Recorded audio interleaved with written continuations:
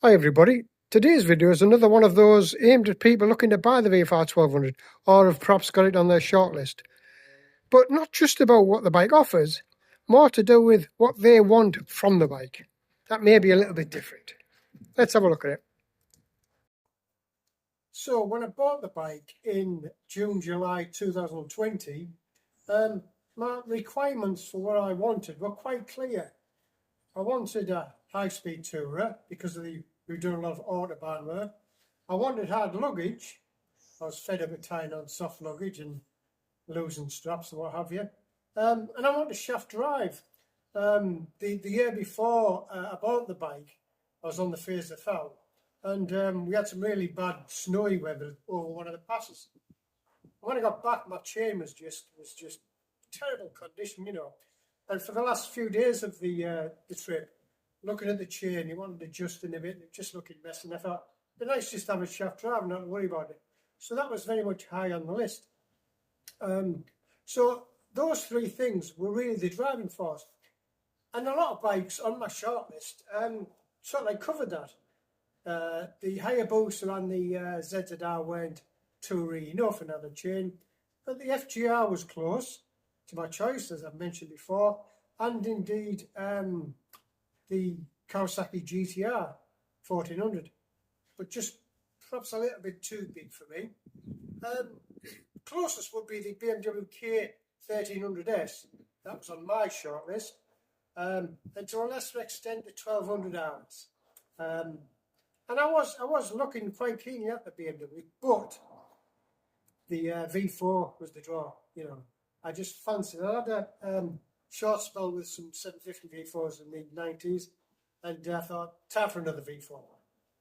And I have no regrets. So it fit my requirements then, and it fortunately fits my requirements now. It does exactly what I want from a bike. And this is where we've got to look at what you need from your motorbike, because all these features that this bike's got, particularly the high-speed tourer, comes with a penalty, and that's the weight. And that's not a problem when you're moving it about. Sorry, it's not a problem when you ride, but when you're moving it about, you can't get away from 267 kilograms. It's a lot of weight. It's not a lot of weight for a super tourer, but it's a lot of weight generally. So you will feel that. So there's a compromise there, isn't it? You've got to expect that.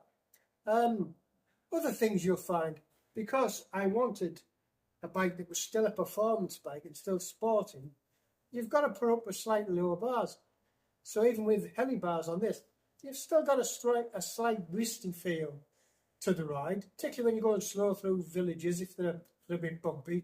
These forks are great for road holding and ride quality, but a little bit harsh. Some lads do get them revolved and it improves it. But you've got to accept these things if you want this type of a bike. And because I still wanted that sporting and that powerful engine, that's what came with the package. But the thrust of the video, I guess, is that I'll often get people asking me what I think of the VFR against such and such a bike. And sometimes that other bike that they're comparing it to, it's not in the same sort of ballpark as the VFR, particularly when they mention a naked, you know. So you've got to know what you want really. If you buy a bike such as the VFR because you like the look of it and you've heard a few good reviews about it, it could be a mistake. You might find it's a bit heavy moving it about. It has quirks. It has a heavy clutch for a start.